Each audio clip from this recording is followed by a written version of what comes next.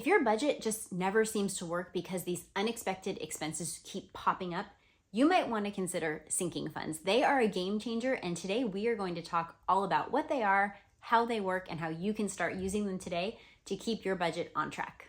I'm Sarah, I'm a certified financial educator, and I'd love to help you manage your money more faithfully. So please consider subscribing and follow along. So what exactly is a sinking fund? Well, I have used this term for years. I love sinking funds, but I didn't actually know where the name came from. So I decided to peruse the interwebs, and I'm gonna be really honest with you, it's not that interesting. So if you're a history nerd, like I kind of am, I'll add a link down below if you just really are dying to know where the name came from, but it's the term people use, so we're just gonna go with it. Sinking funds, as we know them today, are just non-emergency savings accounts that have a specific purpose. A great example of a sinking fund that some people don't even really realize they have is the impound account on their mortgage. You make your payment every month and it's not all going to principal and interest. If you have an impound account, a portion of it is getting set aside for your property taxes and your homeowner's insurance. A sinking fund is a way to save up little by little over time for a bigger expense that isn't something that comes out every month. So you wouldn't have a sinking fund necessarily for, say, your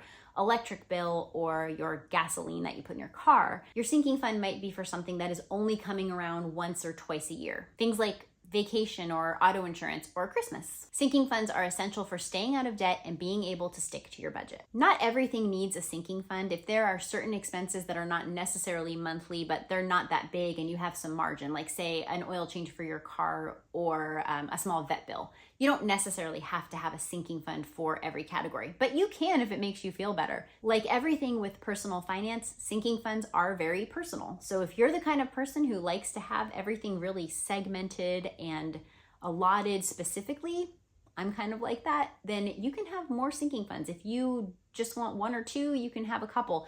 You have to kind of look at your situation and decide what is going to work best for you and the way that you see money and the way that you like to budget. So where should you keep your sinking funds? Well, you definitely want to keep them separate from your emergency fund because they are specifically not for emergencies. Sinking funds are for expenses that you know are coming.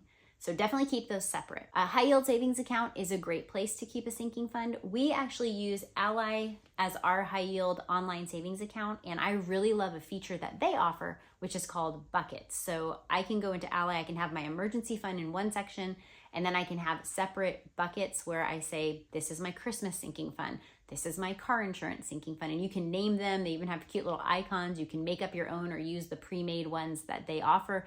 It's a great tool for someone like me who likes to have lots of little separate buckets. Some people will just take all of the sinking fund money and toss it into one account separate from their emergency fund, and maybe they keep on a spreadsheet or even just handwritten on a note what percentage is for which sinking fund item that they're working on. You can really do this in whatever way you like. You can really be as detailed or as simple as you want to be, and whatever works best for how you see money, how you like to budget, and your personal situation. So I've already mentioned some examples of sinking funds that you could use. I'm going to tell you a little bit about the ones that I use, and then I'll try to just give some other examples that might be a little bit more general. So we already mentioned my car insurance.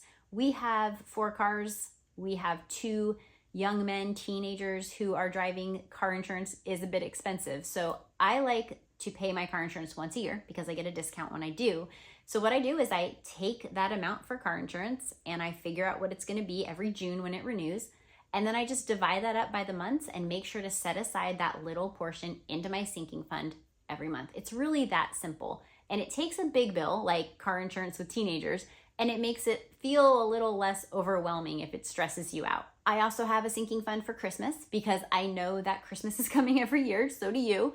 So what I do is I think to myself, what do I need to have for Christmas? How much do I want to spend? I think through who we're buying gifts for, what the gift budget is, extras like, am I buying any new decor for my house? Are there meals that I'm going to spend a little bit more on? Am I baking a lot?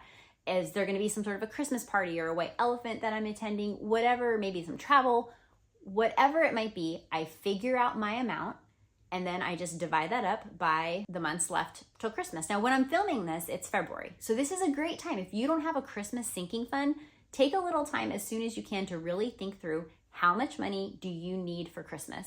And you can start now from February, just breaking it up so that when Christmas rolls around, you have that money ready to go. Now, this is where I will warn you.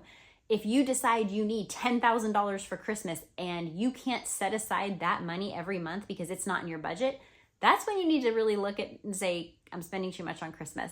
And some areas like that, you may be able to trim back and actually adjust the number so that it fits in a realistic budget for you, for your income, for your debt, for your lifestyle. Another sinking fund that we have is for car repair. So I've shared in other videos how we hate debt.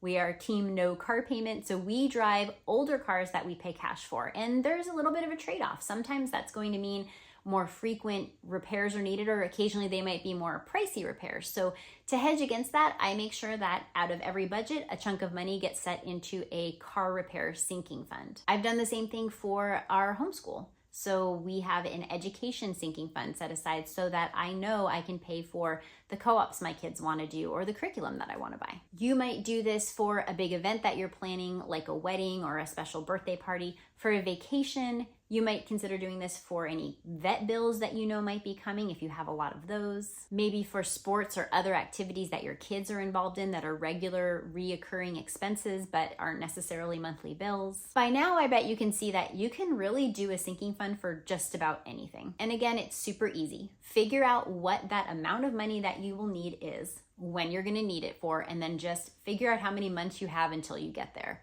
Break it up into smaller pieces and set that money aside every budget, every 2 weeks when you get paid, however it works out. Set that money aside so that when you need it, it'll be sitting there. Imagine how much less stressful it'll be when you're doing your budget and one of these big bills pops up and you're like, oh, phew, I don't need to come up with $300. I've been setting it aside. It takes a little bit of organization, but once you get the system down, it's very, very easy and it will save you time and stress, I promise. In addition to saving stress, there are other benefits to having sinking funds. I mentioned earlier that I get a discount on my car insurance because I just pay it one time a year in full. There are a lot of situations like that where paying in full gets you a nice discount, so you can save money long-term on a lot of things if you do the sinking fund method. It helps you have less stress when bills come around. It helps you stick to your budget. It makes those bigger bills and expenses less overwhelming. And probably the most fun part, particularly for types of things that you can enjoy spending on, like Christmas or a vacation, is you've saved up that money, you've planned ahead so that when the time comes, you don't have any guilt. You've set aside the money and now you can just enjoy the blessing of that money and in blessing others with it. So have you ever had Christmas come around and you are putting it on a credit card or you're way over your budget and you know you need to buy something but it doesn't feel really good and you're not having fun and you're kind of stressed because you know that bill is going to come due in January? The sinking fund helps to prevent all of that. You have permission to spend that money because you have wisely been setting it aside so you can just enjoy it. Let me know in the comments if you use sinking funds in your budget, and if you're not quite sure about budgeting, click over into this video where I share 5 different types of budgets. I'm sure that I can help you find one that works for you.